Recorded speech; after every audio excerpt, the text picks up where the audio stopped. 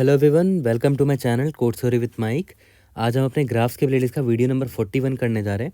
काफ़ी इन्फॉर्मेटिव और अच्छा क्वेश्चन करने वाले हैं। ठीक है, हार्ड मार्क्ड है बट काफ़ी ज़्यादा इजी क्वेश्चन ये हो जाएगा, आई एम प्रेटी श्योर, क्योंकि ऑलरेडी मैंने ये चीज़ आपको पढ़ा रखी है अपने ग्राफ कंसेप्शन क्वेश्चंस वाले प्लेलिस्ट में।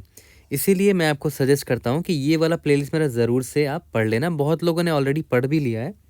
ठीक है, तो काफ़ी कुछ यहाँ से सीखने को मिलेगा और ये सब क्वेश्चंस आपको बहुत इजी लगने लगेंगे। Leet code number 2959। ठीक है, देखते हैं क्वेश्चन क्या कह रहा है। क्वेश्चन का नाम है number of possible sets of closing branches. ठीक है, ये बोल रहा है कि एक कंपनी उसके n ब्रांचेस है।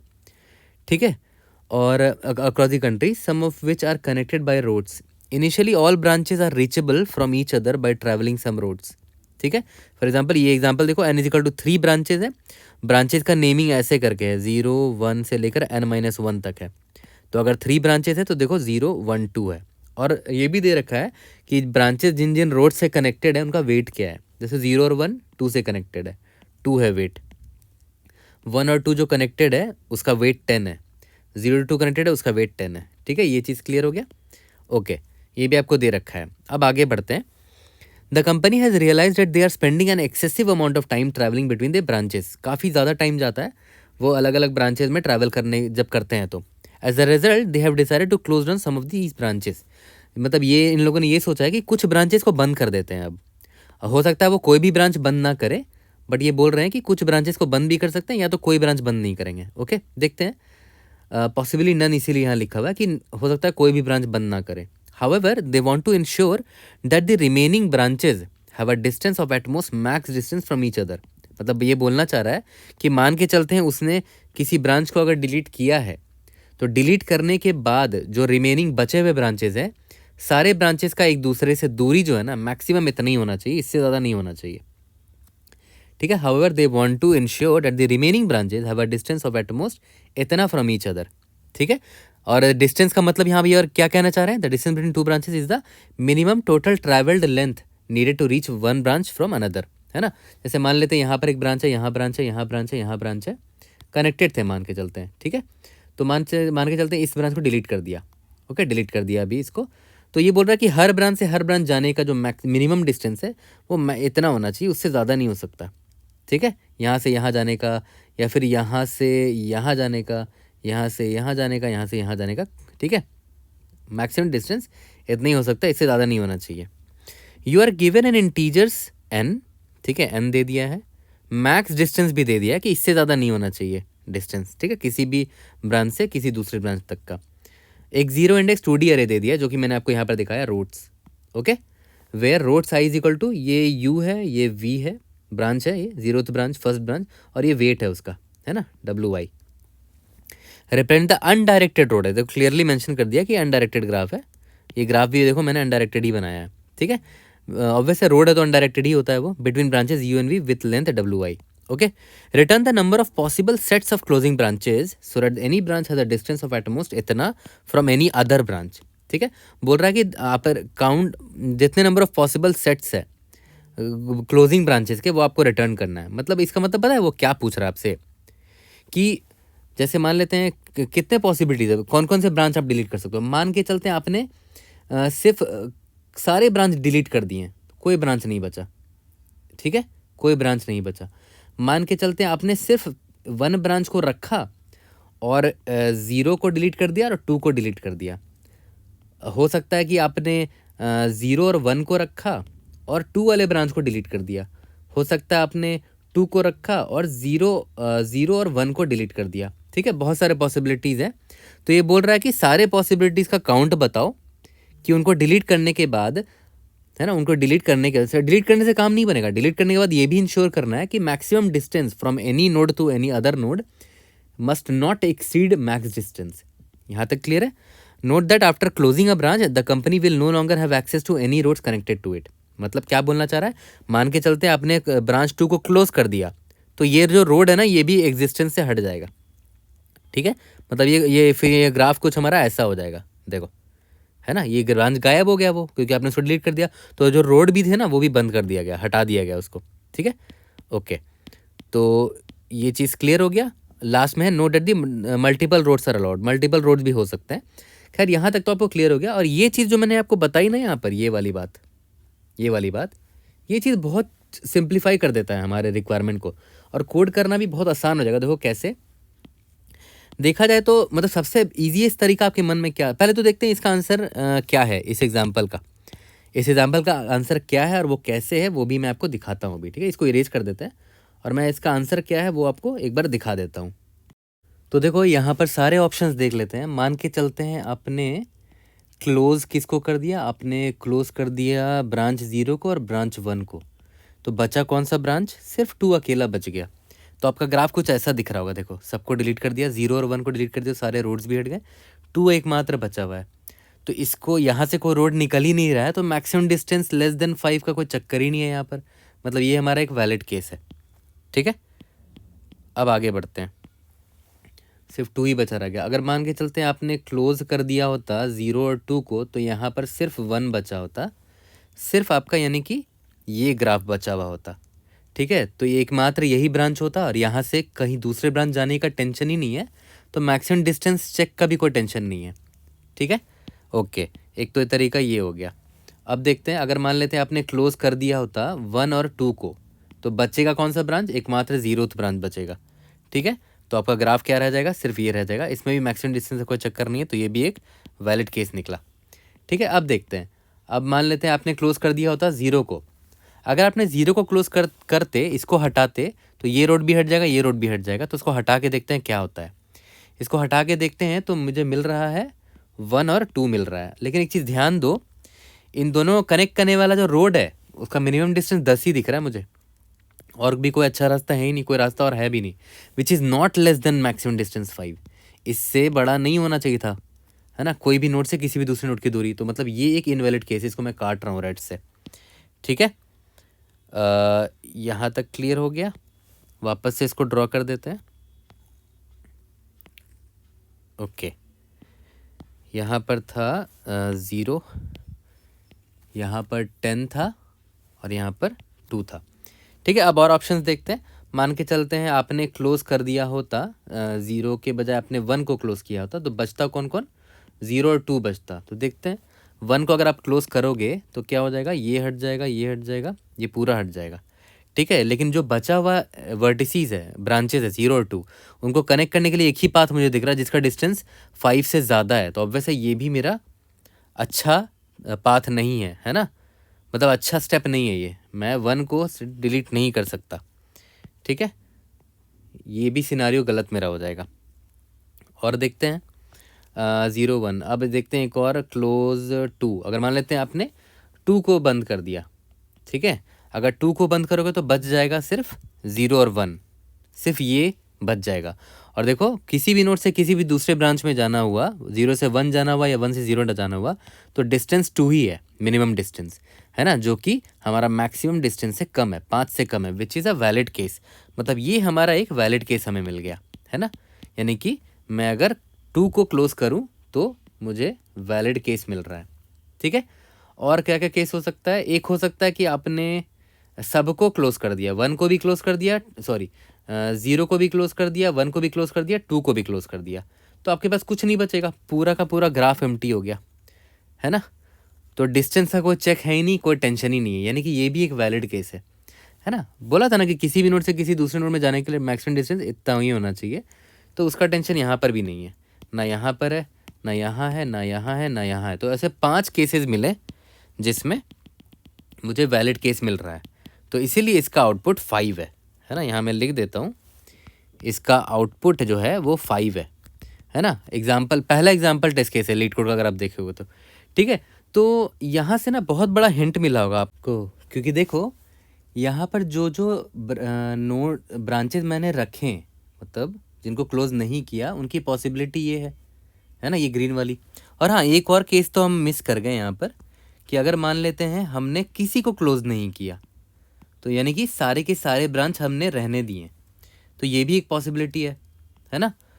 तो यहाँ पर ये सारे पॉसिबल अवेलेबल ब्रांचेस हैं, ठीक है। तो क्या ये वैलिड है, लास्ट वाला देखते हैं, ये वैलिड है नहीं। देखो 0 1 2 अगर आप रहने दोगे तो इसमें देखो 0 से 2 जाने का जो शॉर्टेस्ट पाथ है वो 10 है, जो कि मैक्सिमम डिस्टेंस है, देखो छोटा है, सॉरी बड़ा है, इसीलिए ये भी इनवैलिड हुआ ना, इसको भी मैं काट दे रहा हूँ। ठीक है, तो अभी भी आंसर 5 ही मेरा, 1 2 3 4 5, ये 5 ही पॉसिबल मेरा करेक्ट आंसर है। अब एक चीज़ ध्यान दो, सबसे बड़ा हिंट मुझे तो इधर ही मिल गया यहाँ पर। ये देखो हमारे पास कितने नोट्स थे, हमारे पास टोटल n नोट्स थे, है ना। n इज इक्वल टू कितना था, n इज इक्वल टू 3 था ना, n इज इक्वल टू 3 था।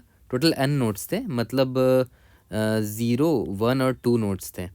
तो इसके सारे पॉसिबिलिटीज़ ही तो मैंने यहाँ ट्राई कर लिए हैं। ये देखो सारे पॉसिबिलिटीज़, एक बार 2 रखा, एक बार 1 रखा, एक बार 0 रखा, 1 2 0 2 0 1, एक बार कुछ नहीं, एक बार सारे रख लिए। तो ये क्या है, सारे सबसेट्स हैं एक्चुअली में, क्या है सारे सबसेट्स ही तो हैं। ठीक है, तो अगर आप ध्यान दोगे तो यहाँ पर सारे सबसेट्स ही हमने ट्राई मार लिए। एक हो गया एम्प्टी, है ना, कि हमने किसी भी ब्रांच को नहीं रखा, सबको डिलीट कर दिया। एक हो गया 0 को रखा, एक हो गया 1 को रखा, एक हो गया 2 को रखा, ठीक है, एक हो गया 0 1 को रखा, 0 2 को रखा, 1 2 को रखा, और एक हो गया सारे ब्रांचेस को रख लिया, 0 1 2, किसी को डिलीट नहीं किया, 0 1 2, है ना। तो देख लो सारे सबसेट्स हैं, 1 2 3 4 5 6 7 8, है ना। तो कितने नंबर ऑफ सबसेट्स पॉसिबल हैं आपको पता होगा ऑलरेडी, 2 का पावर n सबसेट्स पॉसिबल होते हैं। यहाँ तक आपको क्लियर है? ठीक है, तो बड़ा सिंपल होगा। तो किसी के मन में सबसे ईजीस्ट अप्रोच क्या आएगा, वो पता है क्या करेगा, सबसे ईजीस्ट अप्रोच क्या आ सकता है आपके मन में, देखो what can be the easiest approach that can come to my mind. पता है क्या होगा सबसे ईजीस्ट अप्रोच मेरे लिए, मैं सारे सबसेट्स क्रिएट कर लूँगा, है ना, कि कौन कौन से ब्रांचेस को मुझे रखने हैं। एक बार 2, एक बार 1, एक बार 0, और सारे ब्रांचेस के लिए एक बार ट्राई करके देख लूँगा कि शॉर्टेस्ट डिस्टेंस कितना आ रहा है। जैसे अगर मान के चलते हैं, ये वाला केस देख लेते हैं कि अगर आपने 2 को डिलीट किया, है ना, मतलब आपने 0 और 1 को रहने दिया, ये वाला केस कि अगर आपने सिर्फ 0 और 1 को रहने दिया, इस एग्जांपल को देख रखते हैं। तो 0 और 1 को रहने दिया, मतलब 2 आपने डिलीट कर दिया था, तो 0 और 1 के बीच का शॉर्टेस्ट डिस्टेंस 2 है ना। तो shortest distance is less then maximum distance, ठीक है, तो एक वैलिड केस है ना। तो इसी तरह बहुत कॉम्प्लेक्स ग्राफ हो सकता है, ये तो बहुत सिंपल सा ग्राफ मैंने बनाया है। तो तब के केस में शॉर्टेस्ट डिस्टेंस आपको ढूंढना पड़ेगा, है ना। ग्राफ में शॉर्टेस्ट डिस्टेंस ढूंढना आपको ऑलरेडी आता है ना, मैंने अपने ग्राफ कंसेप्ट एंड क्वेश्चंस के प्लेलिस्ट में बता भी रखा है। बट मैं आपको एक रफ आइडिया दे रहा हूँ कि सबसे ईजीएस्ट अप्रोच मेरे पास यही है कि जनरेट ऑल पॉसिबल सेट्स, है ना, सारे पॉसिबल सेट जनरेट कर लो, ये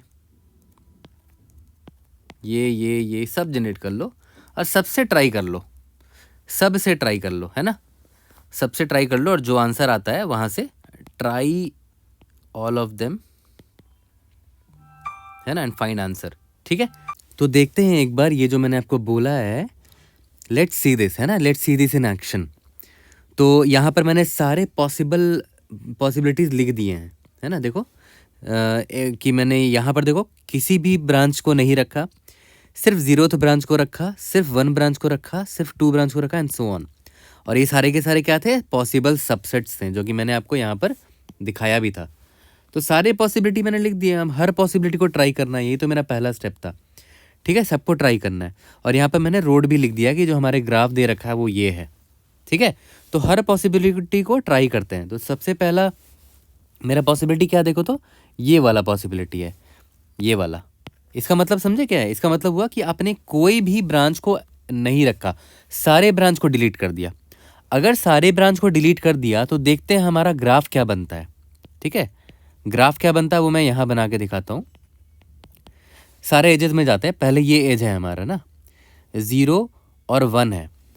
बट यहाँ पर मैंने क्या बोला कि मैंने ना 0 को लिया है ना 1 को लिया है, उसको भी डिलीट कर दिया है, तो कुछ नहीं बनेगा। अब इस एज को देखते हैं, ये बोल रहा है कि 1 और 2 के बीच में एज है।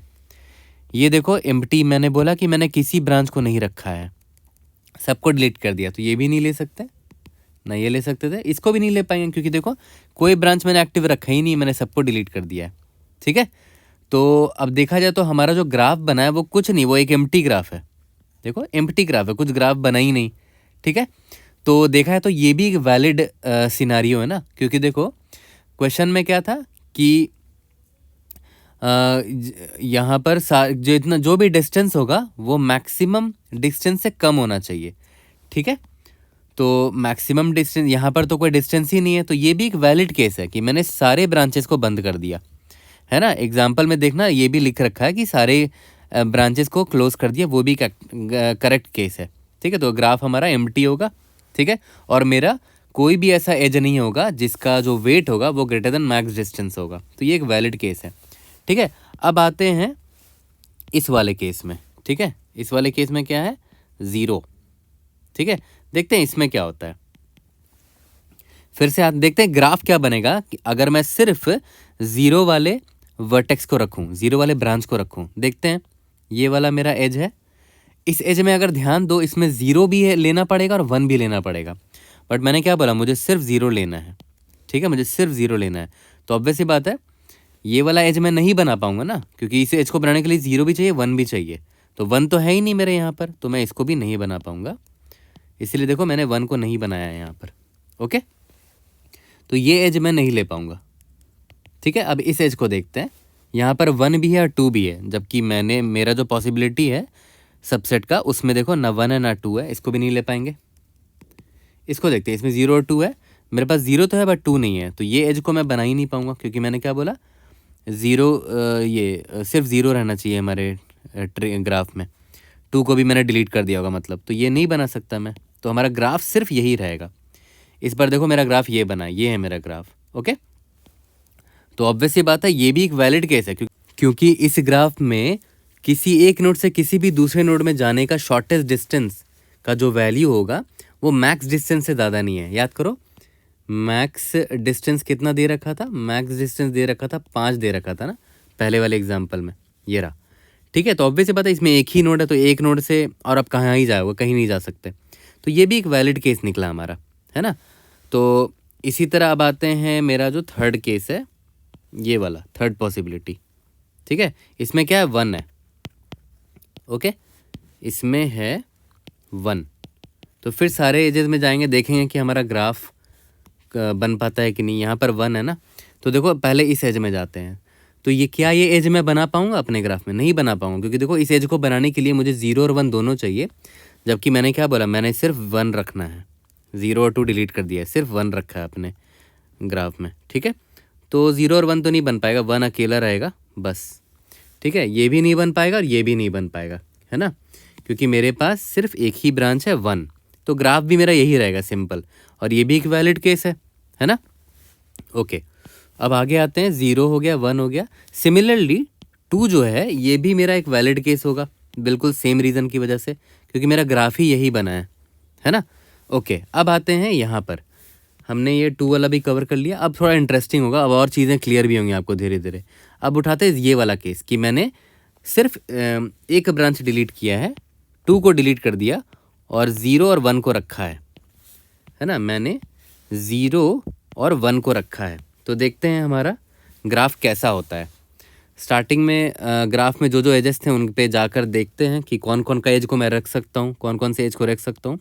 पहले इस एज को देखता हूँ, 0 और 1 है, देखो तो हमारे पास 0 और 1 है ना, तो 0 और 1 वाला एज बन सकता है, तो बना देते हैं, 0 और 1 वाला एज बन सकता है, उसका वेट 2 दे रखा है, तो ये एज बन सकता है, बना दिया।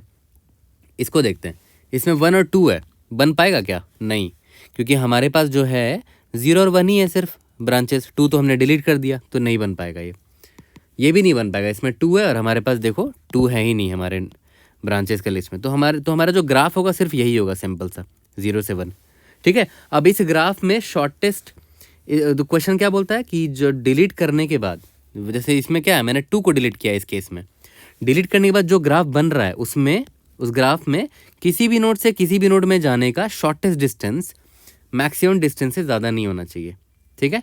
तो मान लेते हैं 0 से अगर 1 जाने का शॉर्टेस्ट डिस्टेंस निकालेंगे तो क्या निकलेगा, 2 आएगा, ये रहा दिया हुआ तो है। 1 से 0 जाने का शॉर्टेस्ट डिस्टेंस क्या आएगा, देखो तो 2 आएगा।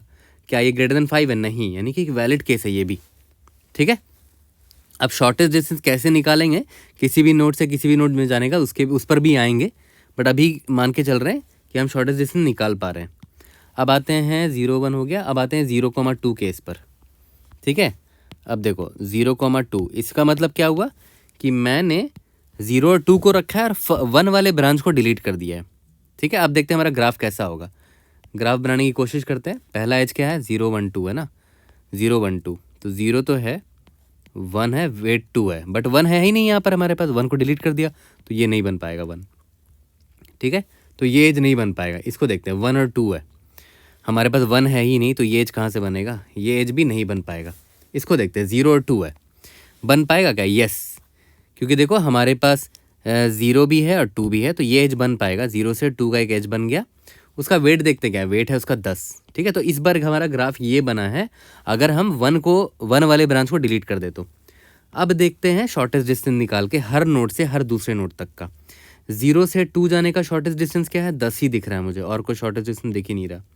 2 से 0 जाने का भी 10 दिख रहा है, जो कि ग्रेटर देन 5 है, ग्रेटर देन 5 है। 5 याद है क्या था, जो मैक्सिमम डिस्टेंस दे रखा है इनपुट में, ठीक है, उससे भी बड़ा है ये, तो ऑब्वियस है ये हमारा वैलिड केस नहीं है। इसको मैं रेड मार्क कर दिया। याद करो, सही बात है, जब मैंने 1 को डिलीट किया था तो हमारे पास बचे हुए थे 0 और 2, है ना, 0 और 2 सिर्फ बचे थे। तो 1 को जब डिलीट किया था इसको, तो देख रहे हो ये हट गया था, और देखो हमारे पास जो एज बचा था उसमें दूरी 10 थी, जो कि मैक्सिमम डिस्टेंस से ज़्यादा है, इसीलिए इनवैलिड केस था। यानी कि हम बिल्कुल सही समझ रहे हैं, हम बिल्कुल सही कर रहे हैं अपने अप्रोच में, है ना। तो ये इनवैलिड केस था, ठीक है। अब आते हैं यहाँ पर, 0 2 हो गया, 1 2 पर आते हैं, है ना।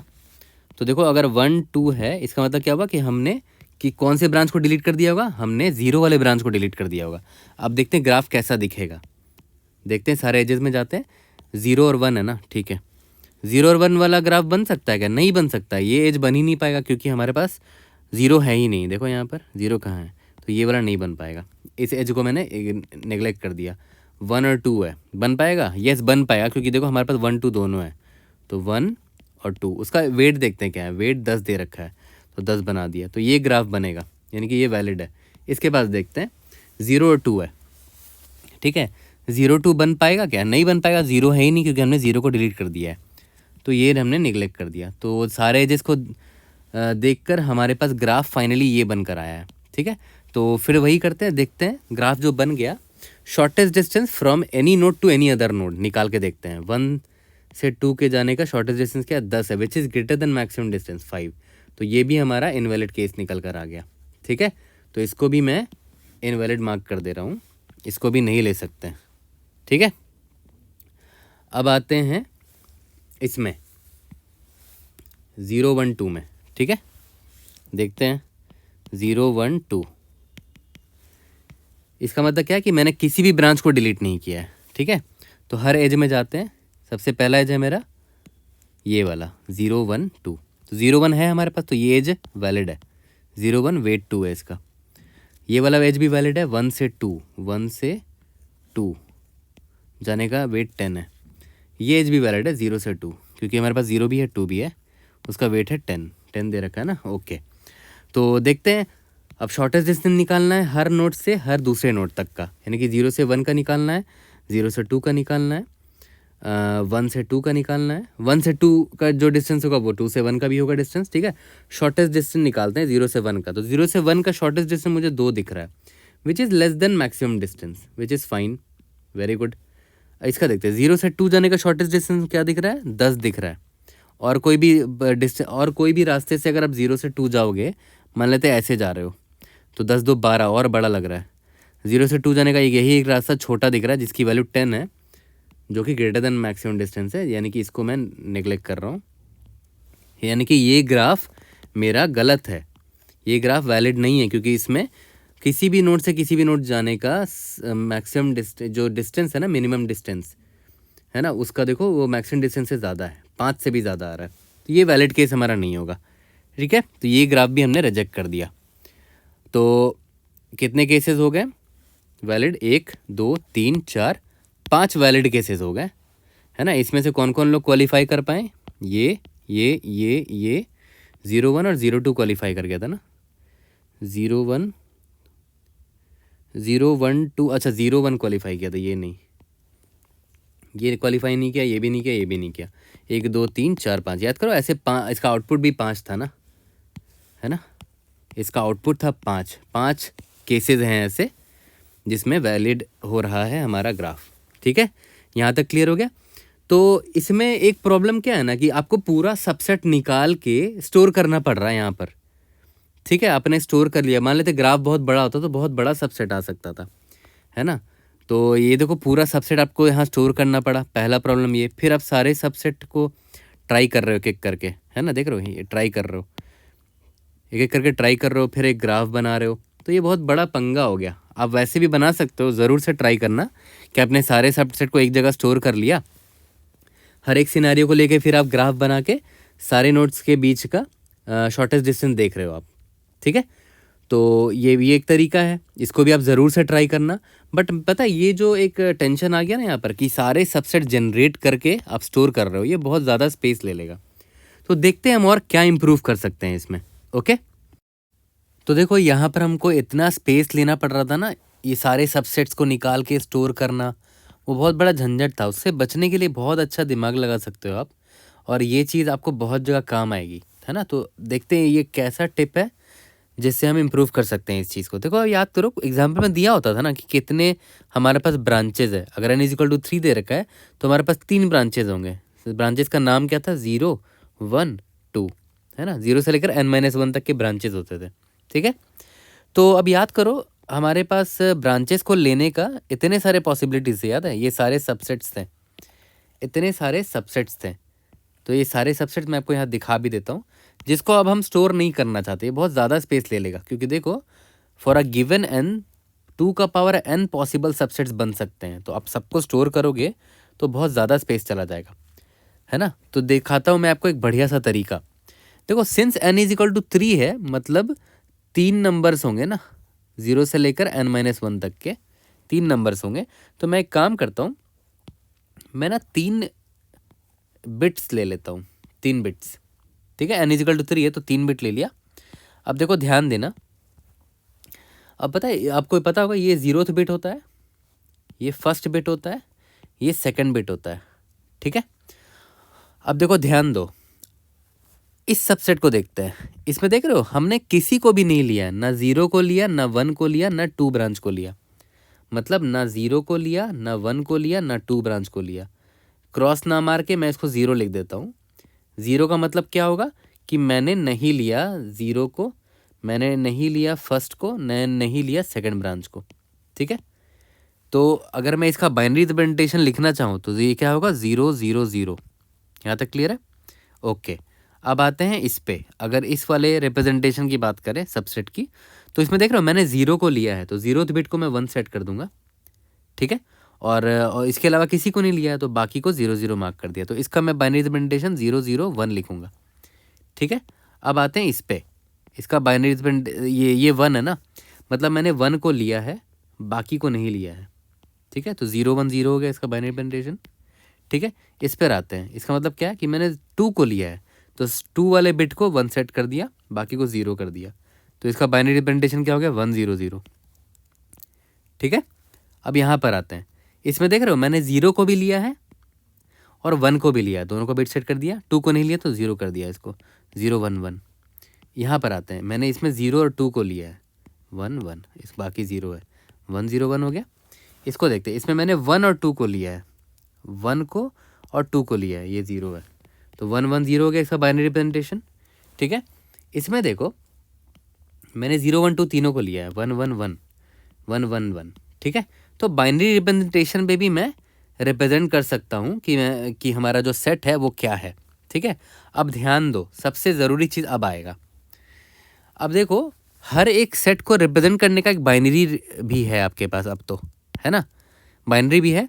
अब इसका डेसिमल वैल्यू निकाल लेते हैं। ये 0 0 0 का डेसिमल वैल्यू क्या होगा, 0 होगा। 0 0 1 का डेसिमल वैल्यू क्या होगा, 1 होगा। इसका डेसिमल वैल्यू क्या होगा, 2 होगा। इसका डेसिमल वैल्यू 4 होगा। इसका डेसिमल वैल्यू क्या होगा, 1 3 है। इसका डेसिमल वैल्यू 1 2 4 यानी कि 5 है। इसका डेसिमल वैल्यू 6 है। इसका डेसिमल वैल्यू 7 है। तो अगर आप ध्यान दो, 0 1 2 3 4 5 6 7, यानी कि इन नंबर से आप रिप्रेजेंट कर सकते हो कि आपके पास कौन सा सबसेट है ना। अगर मान लेते हैं नंबर 7 है, इसका बाइनरी रिप्रेजेंटेशन लिखते हैं 1 1 1। पता है इसका मतलब क्या हुआ, 1 1 1 का मतलब क्या हुआ, ये 0th बिट है, ये फर्स्ट बिट है, ये सेकंड बिट है। इसका मतलब क्या हुआ, आपने 0 को भी लिया होगा अपने सेट में, आपने 1 को भी लिया होगा अपने सेट में, आपने 2 को भी लिया होगा अपने सेट में, ठीक है। यानी कि एक सिंपल सा डेसिमल नंबर से भी आप पता कर सकते हो कि आपका सेट क्या था, 0 1 2 था। यहाँ तक क्लियर है? ये चीज़ क्लियर हो गया। और यहाँ से आपको एक चीज़ और बड़ा आसानी से दिख गया होगा कि for a given n is equal to 3, obviously value है, इसका वैल्यू देखो तो कहाँ तक जा सकता है, 0 से लेकर, देखो 0 से लेकर 7 तक, यानी कि 0 से लेकर 2 का पावर n है -1 तक जा सकता है। ऑब्वियसली बात है, 3 n इज इक्वल टू 3 मतलब 3 बिट है ना, 3 बिट है। मैक्सिमम वैल्यू क्या हो सकता है, 1 1 1, ये क्या है 7 है, तो यानी कि 2 का पावर n-1, ठीक है। n इज इक्वल टू 3 के लिए मैक्सिमम वैल्यू देख रहे हो, 2 का पावर n-1 तक जा सकता है, मिनिमम 0 तक जा सकता है, ठीक है। इसका मतलब अगर n इज इक्वल टू 3 है तो 0 1 2 3 4 5 6 7 इतने नंबर्स हो सकते हैं। और ये सारे नंबर्स एक्चुअली में ना आप सेट रिप्रेजेंट कर रहे हैं कि आप कौन सा सेट ले रहे हो। अगर 0 है इसका मतलब क्या हुआ कि आपने इसका 0, इसका बाइनरी रिप्रेजेंटेशन लिख के देखते हैं। इसका बाइनरी रिप्रेजेंटेशन क्या है, 0 0 0। इसका मतलब क्या हुआ, ना ये 0th बिट है मतलब आपने ना 0 को भी नहीं लिया था, ये फर्स्ट बिट है मतलब आपने 1 को भी नहीं लिया था, ये सेकंड बिट है मतलब आपने 2 को भी नहीं लिया था, मतलब ये एम्प्टी वाला केस है आपका, ये आपका एम्प्टी वाला केस है ना। यहाँ पर आता है ये 1 है, इसका बाइनरी रिप्रेजेंटेशन लिखो 0 0 1, ठीक है। इसका मतलब पता क्या हुआ कि आपने 1 को सॉरी आपने 0 को लिया था, इसका मतलब 1 को आपने नहीं लिया, इसका मतलब आपने 2 को नहीं लिया। ये पता है कौन सा केस है जिसमें आपने सिर्फ 0 को लिया था, ये वाला केस है ना, ये वाला केस है, एंड सो ऑन। तो देख लो नंबर से ही आप पता कर सकते हो, आपको स्टोर करने की ज़रूरत नहीं है इतना पूरा, है ना, ठीक है। मतलब अगर आपको डायरेक्ट कोई 7 दे दे तो आप डायरेक्ट बता सकते हो कि अच्छा 7 का बाइनरी रिप्रेजेंटेशन क्या होता है, 1 1 1 होता है ना। ये 0th बिट है, यस, तो मतलब मैंने 0 लिया होगा अपने सेट में। ये 1 बिट है, यस, तो मैंने 1 भी लिया होगा अपने सेट में। ये सेकंड बिट है, यस, तो अपने सेकंड 2 भी लिया होगा मैंने अपने सेट में, तो ये मेरा ये सेट रिप्रेजेंट कर रहा है। 7 मेरा ये सेट रिप्रेजेंट कर रहा है, 0 1 2, ठीक है। तो देख रहे हो नंबर से ही आप पता कर सकते हो, इन नंबर से ही आप पता कर सकते हो कि कौन सा सबसेट है ना, कौन सी पॉसिबिलिटी की हम बात कर रहे हैं। तो आपको इतना स्टोर करने की थोड़ी ज़रूरत पड़ेगी फिर, ये बहुत ही स्मार्ट तरीका है अपने स्पेस को बचाने का, ठीक है। तो अब हमारा कोड कितना सिंपल हो जाएगा वो सोचो। याद करो हमने ड्राई रन किया था ना, यहाँ पर सारे सेट यहाँ पर जनरेट किए थे, फिर यहाँ पर मैं ग्राफ बनाया था, तो सेम चीज़ अब करेंगे, लेकिन ये स्टोर करने की ज़रूरत नहीं पड़ेगी अब हमें, है ना, हम डायरेक्ट नंबर से पता कर लेंगे, ठीक है। अब देखते हैं कैसे पता करेंगे। तो हमारे नंबर कहाँ से स्टार्ट हो सकता है, याद है ना, अभी मैंने आपको बताया था कहाँ से स्टार्ट हो सकता है। फॉर, मैं यहाँ लिख देता हूँ, सेट इज इक्वल टू 0 से लेकर सेट जो है लेस देन इक्वल टू, याद करो क्या मैंने लिखा था, 2 का पावर n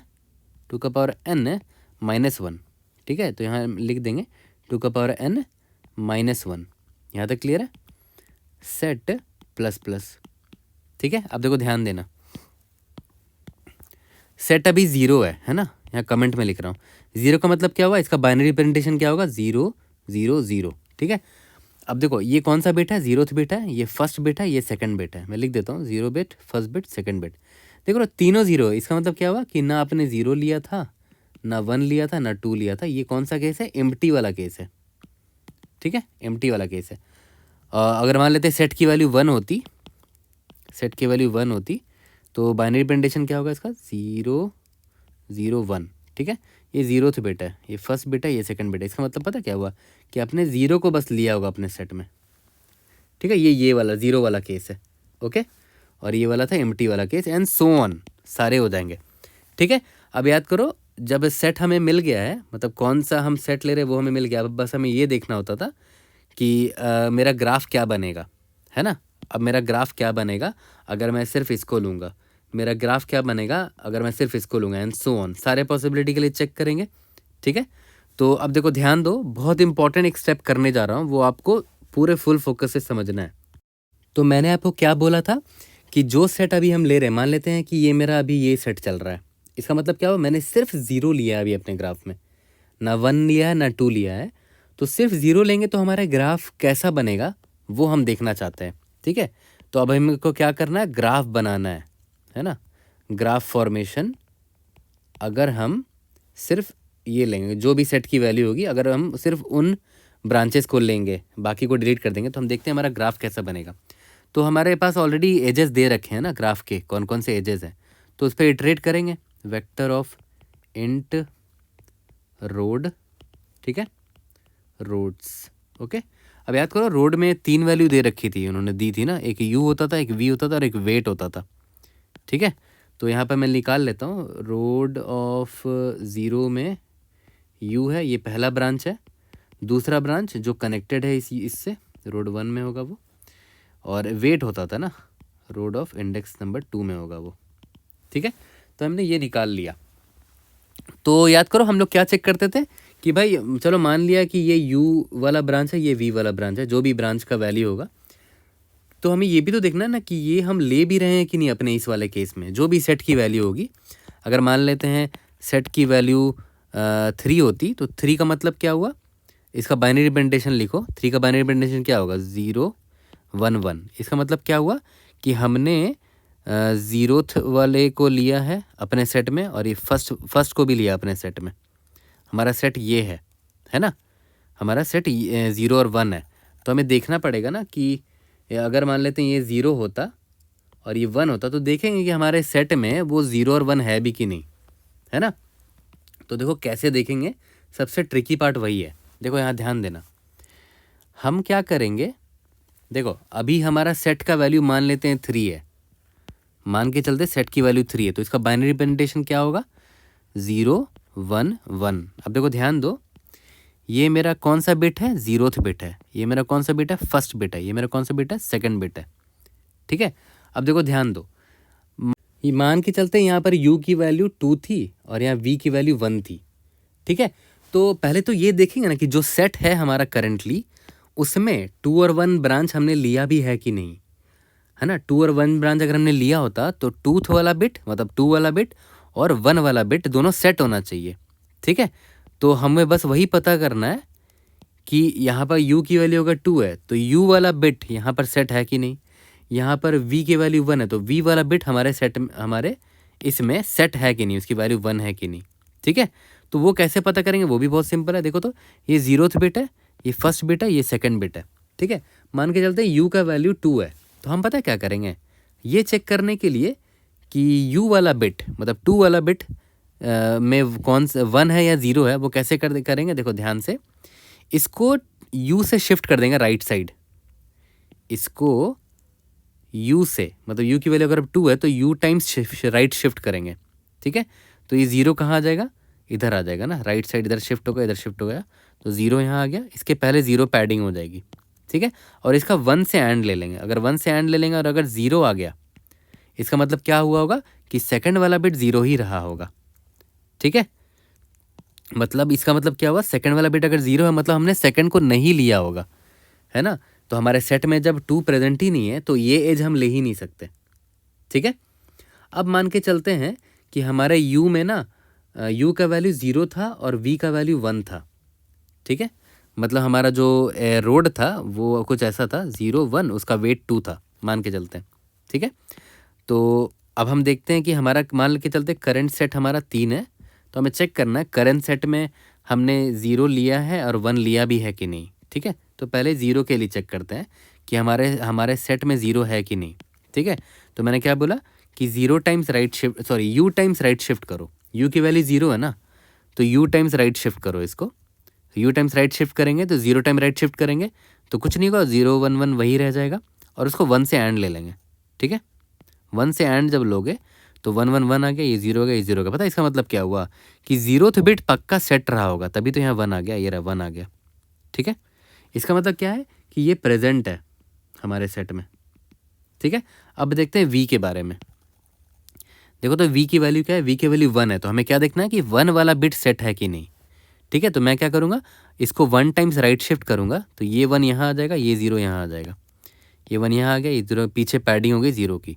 अब उसको 1 से एंड ले लो, 1 0 0, ये 1 है ना, उससे एंड ले लो, तो अब देखो 1 आ गया, बाकी 0 है। देखो 1 आ गया ना, अगर 1 आ गया मतलब 1 वाला बिट पक्का सेट रहा होगा, ठीक है। तो ये भी प्रेजेंट है हमारे करंट सेट में। अगर प्रेजेंट है तभी तो ये एज बन पाएगा, u से v वाला एज तभी तो बन पाएगा। तो हमें बस यहाँ पर ये चेक करना था कि अगर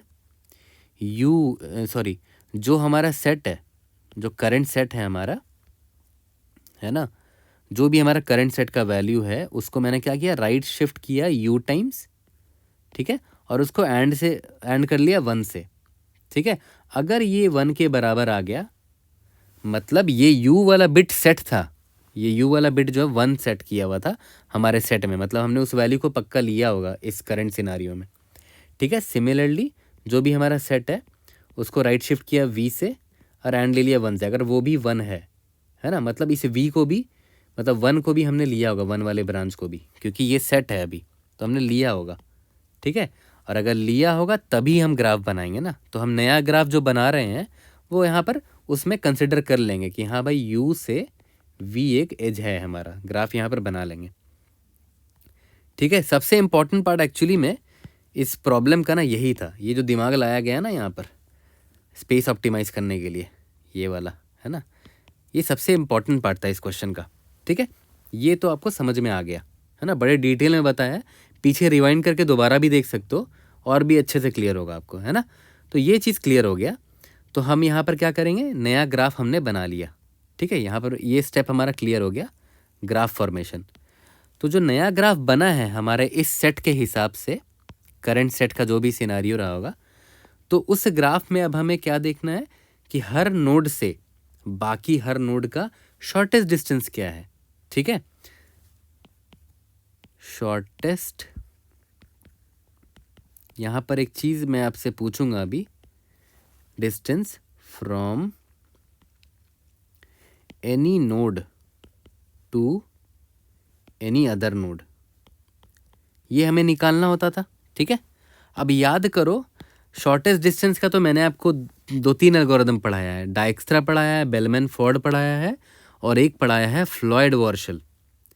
आपको याद होगा फ्लॉयड वॉर्शल जो मैंने पढ़ाया है मेरे ग्राफ कंसेप्शन क्वेश्चंस के प्लेलिस्ट में, वहाँ मैंने बताया था कि उस एल्गोरिदम का एक खास बात क्या है कि वो एल्गोरिदम पता है क्या करता है, हर एक नोड से हर बाकी नोड का शॉर्टेस्ट डिस्टेंस निकाल के दे देता है हमें, ठीक है। लेकिन डायक्स्ट्रा में क्या होता था, सिंगल सोर्स होता था, एक सोर्स होता था, उसका बाकी नोड से शॉर्टेस्ट डिस्टेंस निकाल के दे देता था। लेकिन फ्लॉयड वॉर्शल की खास बात क्या थी कि वो किसी भी नोड का किसी भी नोड से शॉर्टेस्ट डिस्टेंस निकाल के दे देता था, है ना। और उसमें हम क्या करते थे, याद करो, फ्लॉयड वॉर्शल में क्या करते थे, जो हम ग्राफ बनाते थे वो एडजेसेंसी लिस्ट से नहीं बनाते थे, एडजेसेंसी मैट्रिक्स से बनाते थे, ठीक है। इसलिए मैंने आपको बोला कि मेरा ग्राफ कंसेप्शन क्वेश्चंस वाला प्लेलिस्ट पढ़ लोगे ना तो ये सारे क्वेश्चन आपको हार्ड नहीं लगेंगे, ठीक है। तो यहाँ पर भी जो हम ग्राफ बना रहे हैं ना, यू से वी जो ग्राफ बना है वो हम एडजेसेंसी मैट्रिक्स में बनाएंगे, ठीक है।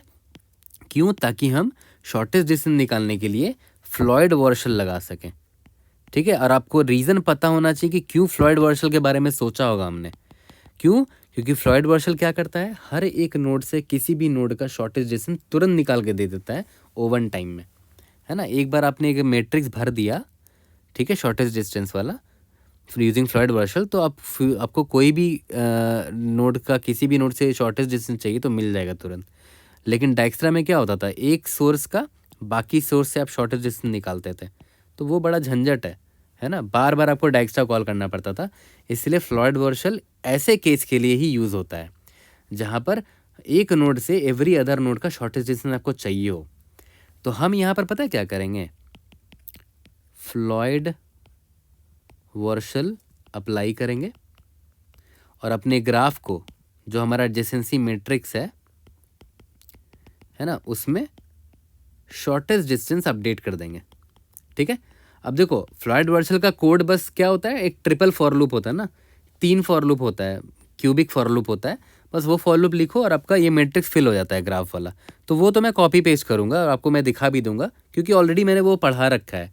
तो फ्लॉयड वॉर्शल वाला वीडियो मेरा ज़रूर से देख लेना, तब आपके लिए और भी आसान हो जाएगा ये वीडियो समझना। तो यहाँ पर मेरा जो सेकंड स्टेप है शॉर्टेस्ट डिस्टेंस निकालने वाला, वो मैं फ्लॉयड वॉर्शल अप्लाई करके अपने मैट्रिक्स में भर दूंगा, ठीक है। अब हमारा आता है लास्ट स्टेप। तो याद है लास्ट स्टेप क्या था, check if shortest distance from any node to any other node is not greater than max distance जो आपको गिवन है क्वेश्चन में, ठीक है। तो आराम से आप हर नोड का बाकी दूसरे नोड से शॉर्टेस्ट डिस्टेंस चेक कर सकते हो, क्योंकि कैसे चेक कर सकते हो, क्योंकि हमने ऑलरेडी एडजेसेंसी मैट्रिक्स यहाँ पर फिल कर दिया है ना। तो सिंपल फॉर लूप लगा देंगे एडजेसेंसी मैट्रिक्स में चेक करने के लिए। I is equal to 0, I less than N, I plus plus, total N nodes हैं। For J is equal to 0, J less than N, J plus plus. तो आपको बस क्या देखना है कि कोई भी ऐसा केस आ गया, कोई भी ऐसा केस, इफ़ जो भी आपका एडजेसेंसी मैट्रिक्स है, अगर आई कॉमा जे, ठीक है, अगर ये ग्रेटर देन निकल गया मैक्स डिस्टेंस के, ठीक है, इसका मतलब क्या हुआ कि इस सेट के हिसाब से जो मेरा एडजेसेंसी मैट्रिक्स बना था, ग्राफ बना था, वो सही नहीं है, वो गलत है। उसमें एक डिस्टेंस से, मतलब डिस्टेंस ऐसा निकल कर आ गया है जो मैक्स डिस्टेंस से भी बड़ा है ना। तो यहीं पर मैं मार्क कर दूंगा not good, not good is equal to true mark कर दूंगा, यहाँ से ब्रेक कर जाऊंगा। अब बोलूँगा कि चल भाई दूसरा सेट अब देखते हैं, सेट इज इक्वल टू 1 होगा, फिर सेट इज इक्वल टू 2 होगा, बाकी सेट के लिए पॉसिबिलिटी देखते चले जाएंगे। यहाँ तक क्लियर हो गया? काफ़ी डिटेल्ड मैंने यहाँ पर कोड आपको समझा दिया है, ठीक है। मैं आपको रिक्वेस्ट करूँगा दोबारा से ज़रूर देखना इस वीडियो को और ड्राई रन कम्प्लीटली करना, कोई भी एक एग्जाम्पल पकड़ के, ठीक है। और हाँ, एक चीज़ यहाँ पर याद आपको होगा कि फ्लॉयड वर्शल में देखो 0 से 0 की दूरी ऑब्वियस से 0 होती है, 1 से 1 की दूरी ऑब्वियसली 1 होती है, 0 होती है, 2 से 2 की, मतलब एक नोड का उसी नोड से दूरी तो 0 होगा ना, तो डायगोनल एलिमेंट 0 कर देना। और यहाँ पर जब आप डिस्टेंस भी चेक कर रहे हो ना, तो यहाँ पर ये भी चेक कर लेना कि भाई I must not be equal to J, क्योंकि भाई वो जो नोड है उसी का उसी से दूरी क्यों देख रहे हो, आई नॉट इक्वल टू जे होना चाहिए, है ना, ठीक है। और आई नॉट इक्वल टू जे होना चाहिए, मतलब सेम नोड का सेम ही नोड से डिस्टेंस क्यों चेक कर रहे हो, हर नोड का हर दूसरे नोड से डिस्टेंस चेक करना है। अगर वो ग्रेटर देन मैक्स डिस्टेंस निकल कर आ गया तब हम नॉट गुड उसको मार्क कर देंगे। यहाँ तक क्लियर है? और जैसे ही फॉर लूप से यहाँ पर निकलेंगे, चेक कर लेंगे कि इफ़ गुड, यहाँ पर बूल एक वेरिएबल ले लेते हैं, bool okay is equal to, यहाँ पर ट्रू मार्क कर देते हैं। और यहाँ पर जैसे ही पता चला कि ये गड़बड़ है तो मैं okay is equal to false mark कर दूंगा। और यहाँ बाहर चेक कर लूँगा कि अगर ओके मेरा ट्रू है, मतलब ये वाला जो सेट था ना वो बहुत बढ़िया सेट था, उससे जो ग्राफ बनकर आया है वो वैलिड ग्राफ बन के आया है, तो मैं रिजल्ट में प्लस प्लस कर दूंगा, result plus is equal to 1, कि एक पॉसिबल सेट मिल गया है जिसमें मेरा ग्राफ वैलिड है, एकदम सही है अकॉर्डिंग टू क्वेश्चन जैसा बोला गया है मुझे, ठीक है। यहाँ तक क्लियर हो गया? काफ़ी डिटेल्ड कोड मैंने आपको ऑलरेडी आपको समझ दिया है, और हर एक चीज़ का आपको रीज़न पता होना चाहिए ना, हर एक लाइन ऑफ कोड का। ये जो मैंने फॉर लूप रखा है इसका भी मतलब आपको अब पता चल चुका है, ठीक है। फिर यहाँ पर जो ये घटिया सा दिख रहा होगा आपको, ये वाला पार्ट, ये भी अब आपको समझ में आ गया यहाँ मैं क्या करना चाह रहा हूँ, है ना। दोनों नोड प्रेजेंट होने चाहिए ना, तभी तो ये रहा ग्राफ में ऐसे बनाऊँगा, ठीक है। तो अगर दोनों नोड प्रेजेंट है तो हम अपने एडजेसेंसी मैट्रिक्स में यू वी का डिस्टेंस डाल देंगे, मतलब ए डी जे यू से वी की जो वेट है वो वेट में डाल दिया, and A D J V से U is equal to weight डाल दिया। ऑब्वियस सी बात है, यू से वी हो और वी से यू, क्योंकि अनडायरेक्टेड है तो दोनों आपको पॉपुलेट करना पड़ेगा, है ना। मान लेते हैं यू 0 था और वी 1 था, तो 0 से 1 का वेट 2 है, तो 1 से 0 का भी वेट भी 2 ही होगा, है ना। ये मैं ऐसे पॉपुलेट करते चले जाएंगे तो हमारा एडजेसेंसी मैट्रिक्स यहाँ पॉपुलेट हो जाएगा, तो यहाँ पर हमारा ग्राफ बन जाएगा। उसके बाद फ्लॉयड वर्शल लगा के शॉर्टेस्ट डिस्टेंस निकाल लेंगे इस एडजेसेंसी मैट्रिक्स में, वो अपडेट कर देगा हमारे इस एडजेसेंसी मैट्रिक्स को विथ शॉर्टेस्ट डिस्टेंस। जिसने फ्लॉयड वर्शल पढ़ा है मेरे वीडियो से उनको समझ में आ जाएगा मैं यहाँ क्या बता रहा हूँ शॉर्टेस्ट डिस्टेंस का, ठीक है। फिर बाद में चेक कर लेंगे कि कोई भी ऐसा नोड नहीं होना चाहिए जिसका किसी दूसरे नोड से शॉर्टेस्ट डिस्टेंस मैक्सिमम डिस्टेंस से बड़ा हो। अगर बड़ा हो गया तो ये सेट ही गलत था हमारा, दूसरा सेट ट्राई करना चाहिए। क्लियर हो गया है? काफ़ी अच्छा, काफ़ी डिटेल्ड वीडियो मैंने बनाया। देखो ऐसे वीडियोस जनरली मेरे लंबे होंगे, मैं क्योंकि देखो अगर मैं लंबा नहीं रखूँगा ना तो आपको इतना डिटेल में चीज़ों को पता नहीं चल पाएगा, और मेरा मेन एम है हार्ड क्वेश्चन को ईजी करना और फुल डिटेल आपको बताना, चाहे ताकि कोई बिगिनर भी मेरे वीडियो को देखना वो समझ सके, ठीक है। अब देखो सेम चीज़ जो समझाया है एग्जैक्टली लाइन बाय लाइन वही कोड मैं उतारूँगा अभी, ठीक है। जब अभी कोड करेंगे, चलो लीड कोड में चलते हैं, इसको कोड करके फिनिश करते हैं। तो चलो स्टार्ट करते हैं इसका कोड। मुझे तो ये क्वेश्चन काफ़ी अच्छा लगा। देखो सबसे पहले ब्रेक करते हैं प्रॉब्लम को ना। जो कोड भी करोगे, जिस तरह समझाया गया था वैसे कोड भी करेंगे ब्रेक कर करके, ठीक है। अब देखो याद करो, सबसे पहले तो एक रिजल्ट नाम का वेरिएबल ले लेते हैं, रिजल्ट इज इक्वल टू 0, ठीक है। जितने पॉसिबल जब सबसेट मिलेंगे तो रिजल्ट को प्लस प्लस करते रहेंगे। तो पहला स्टेप क्या था, सारे पॉसिबल सेट्स जितने हैं उनको ट्राई करना है। तो याद करो मैंने बताया था ना, in set is equal to 0, set is less than equal to, याद करो मैंने क्या बोला था, 2 का पावर n माइनस 1, ठीक है। अब देखो इसको ना आप ऐसे भी लिख सकते हो, इज इक्वल टू को हटा दो और यहाँ पर माइनस 1 को हटा दो, बात एक ही है ना। अभी भी देखो लेस देन इक्वल टू 2 का पावर n माइनस 1 ही है ये। अब पावर ऑफ 2 का पावर n को आप एक बहुत स्मार्ट तरीके से भी लिख सकते हो। आई नो बहुत लोगों को ऑलरेडी पता होगा, 1 को लेफ्ट शिफ्ट कर दो 2 टाइम्स, तो बहुत लोग ऐसे भी लिखते हैं इसको। मैं आपको क्यों बता रहा हूँ, ताकि आप ये चीज़ भी सीख सको, है ना, तभी तो ग्रो कर पाओगे ना, ठीक है। थोड़ा अब धीरे धीरे अब हमें ग्रो करना है ना, नई नई चीज़ें सीखनी है। तो ये हो गया, ये हमारा क्या है, ट्राइंग ऑल पॉसिबल सबसेट, ठीक है। ओके, यहाँ तक क्लियर हो गया, इतने पॉसिबल सबसेट्स हो सकते हैं।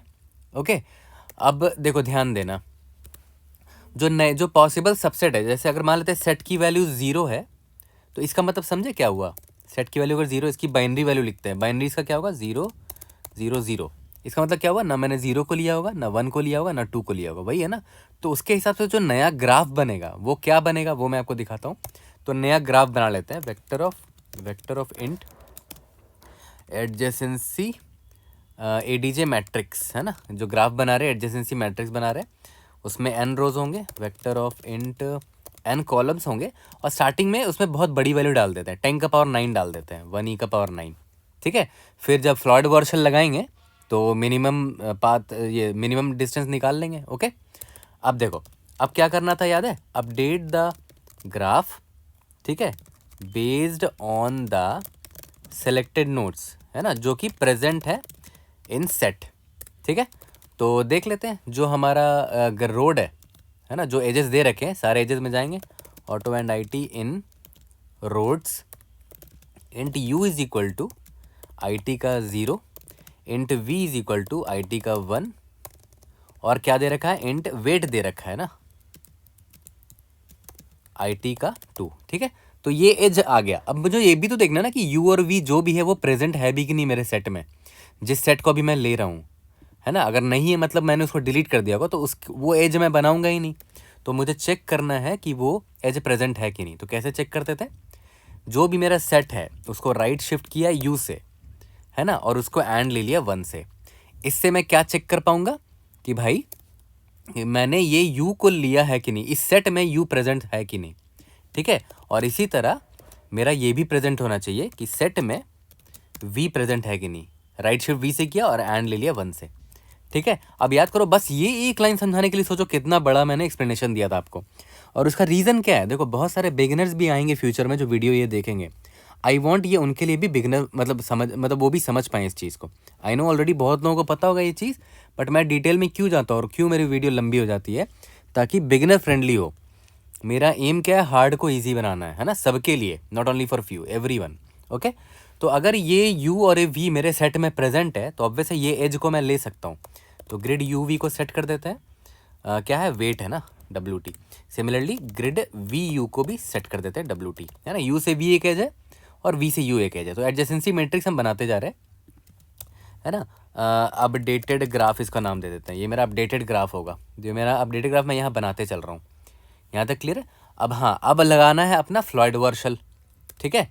अब देखो ध्यान देना, फ्लॉयड वर्सल में यही चीज़ मैंने आपको बताया था ना कि एडजेसेंसी मैट्रिक्स जो है उसका डायगोनल एलिमेंट तो 0 होगा ना, ऑब्वियस ही बात है। For int i is equal to 0, i is less than n, i plus plus grid of i से i की दूरी तो 0 होगी ना, तो ये कर दो, ये पहले ही कर देना। चलो अब लगाते हैं Floyd Warshall to find shortest distance या shortest paths from any node to any other node, है ना।